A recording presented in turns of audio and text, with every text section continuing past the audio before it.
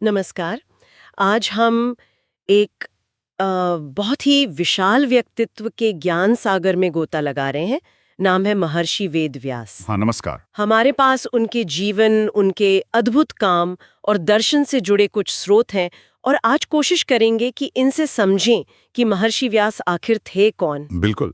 और भारतीय ज्ञान परंपरा में उनका योगदान इतना गहरा और कह सकते हैं स्थायी क्यों है? हाँ, क्या वो सिर्फ एक व्यक्ति थे या मतलब एक पूरी परंपरा थे? हाँ, ये भी देखेंगे। ये भी पता लगाते हैं। बिल्कुल। तो सबसे पहले उनके नामों से ही शुरू करते हैं। हाँ। वेद व्यास, ये नाम तो सबसे ज्यादा सुना है, इसका क्या मतलब हुआ? हाँ, देखिए, जैसा स्रोत बताते हैं, व्यास का सीधा मतलब है विभाजन करने वाला या व्यवस्थित करने वाला। अच्छा। उन्होंने उस समय जो वेद ज्ञान था, जो शायद थोड़ा बिखरा हुआ था, उसे 4 स्पष्ट हिस्सों में बांटा: ऋग्वेद, यजुर्वेद, सामवेद और अथर्ववेद।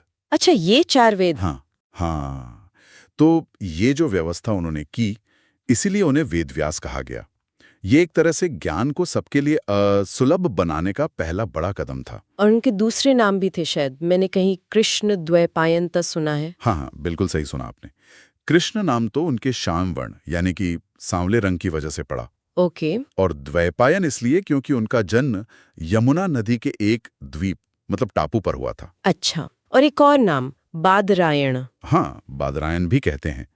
ऐसी मान्यता है कि बद्रीनाथ के पास बद्री वन में उन्होंने बहुत गहरी तपस्या की थी, तो उस जगह से जुड़कर ये नाम पड़ा। उनकी जन्म कथा भी तो काफी अनोखी है।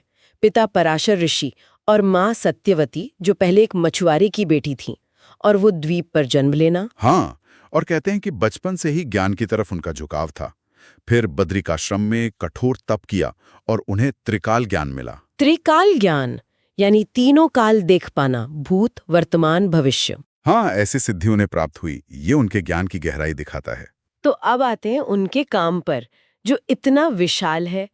वेदों का विभाजन तो ठीक है, वो हमने समझ लिया, पर उनका नाम तो सबसे ज्यादा एक महाकाव्य से जुड़ा है। महाभारत से बिल्कुल।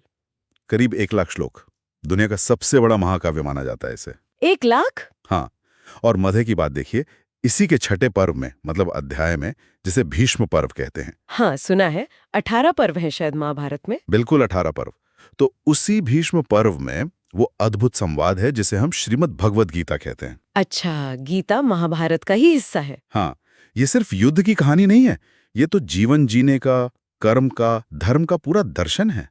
सोचिए जरा, इतना बड़ा ग्रंथ लिखना आजकल तो खैर। और सिर्फ महाभारत ही नहीं, मैंने सुना है 18 पुराणों की रचना भी उन्होंने ही की। हाँ, ये श्रेय भी उन्हीं को दिया जाता है। ब्रह्म पुराण, विष्णु पुराण, शिव पुराण, और इनमें भी सबसे खास शायद भागवत पुराण है। भागवत पुराण श्री कृष्ण की लीलाओं वाला। वही श्री कृष्ण की लीलाएं, भक्ति का मार्ग, ये सब उसमें है। पुराणों ने असल में क्या किया कि जो वेदों का जटिल ज्ञान था ना, हाँ, उसे कहानियों के जरिए, उदाहरणों से आम लोगों तक पहुंचाया, और भक्ति आंदोलन की एक तरह से नींव रखी उन्होंने। ये तो कमाल है। मतलब ज्ञान को और ज्यादा लोगों तक पहुंचाना। हाँ, अच्छा, और दर्शन के क्षेत्र में क्या योगदान था?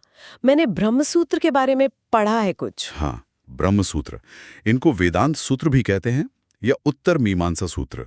ये भारतीय दर्शन की रीढ़ है, समझिए। अच्छा। दिलचस्प बात यह है कि ये सूत्र बहुत छोटे हैं, बहुत संक्षिप्त, जैसे बीज मंत्र होते हैं ना। शायद इसीलिए बाद के जो बड़े बड़े विचारक हुए, जैसे शंकराचार्य, रामानुजाचार्य, मध्वाचार्य, उन्होंने इन सूत्रों की अपनी अपनी तरह से व्याख्या की। ओह, तो अद्वैत, विशिष्टाद्वैत, द्वैत, ये सब ब्रह्मसूत्र से ही निकले। हाँ, उनकी नींव व्यास ने रखी। उन्होंने एक तरह से वो चर्चा शुरू कर दी जो सदियों तक चली और आज भी चल रही है। वाह, ये तो सच में अद्भुत है। और एक और बात जो मुझे अभी याद आई, गुरु पूर्णिमा का जो त्योहार है। हाँ, आषाढ़ पूर्णिमा। हाँ, वो कहते हैं कि महर्षि वेदव्यास का ही जन्मदिन है, उन्हें आदि गुरु मानते हैं। बिल्कुल, ये बात बहुत महत्वपूर्ण है। और एक मान्यता ये भी है कि हर युग में ज्ञान को उस युग के हिसाब से ढालने के लिए, उसे व्यवस्थित करने के लिए एक व्यास आते हैं। हर युग में? हाँ, तो द्वापर युग के व्यास कृष्ण द्वैपायन थे, और उन्होंने सिर्फ ज्ञान लिखा ही नहीं, उसे आगे भी बढ़ाया। जैसे अपने बेटे शुकदेव मुनि को, हाँ, शुकदेव जी। उन्हें भागवत सुनाई, फिर शुकदेव जी ने उसे आगे फैलाया। मतलब ज्ञान की धारा बहती रहनी चाहिए, ये संदेश था। उनके उपदेश तो आज भी कितने प्रासंगिक लगते हैं। जैसे वो कहते हैं धर्मो रक्षति रक्षितः। सही कहा। जो धर्म की रक्षा करता है, धर्म उसकी रक्षा करता है। बिल्कुल सीधी गहरी बात। और उनकी सबसे बड़ी देन शायद ये थी कि उन्होंने ज्ञान को कुछ खास लोगों तक ही सीमित नहीं रखा। यही बात। उन्होंने पुराणों के जरिए, महाभारत के जरिए, स्त्रियों के लिए, शूद्रों के लिए, मतलब समाज के हर वर्ग के लिए ज्ञान और धर्म का रास्ता खोला। हाँ। आज भी अगर हम देखें तो महाभारत हमें नैतिकता, राजनीति, रिश्तों की उलझनों पर सोचने को मजबूर करता है। भागवत पुराण भक्ति और भावनाओं की बात करता है, और ब्रह्म सूत्र वो तो दर्शन की गहराइयों में ले जाते हैं। तो कुल मिलाकर बात यह है कि महर्षि वेदव्यास सिर्फ एक लेखक या ऋषि नहीं थे, वो तो भारतीय ज्ञान परंपरा के संरक्षक थे, व्यवस्थापक थे, उसे आगे बढ़ाने वाले थे। सही कहा। वेदों को बांटने से लेकर महाभारत, पुराण और वेदांत सूत्र तक उन्होंने ज्ञान को सिर्फ सहेजा नहीं, उसे जिंदा रखा, सबके लिए सुलभ बनाया। उनका काम आज भी हमें जीवन, कर्म, अस्तित्व, इन सब बड़े सवालों पर सोचने में मदद करता है। निश्चित रूप से। तो इस चर्चा को समाप्त करते हुए एक सवाल मन में आता है।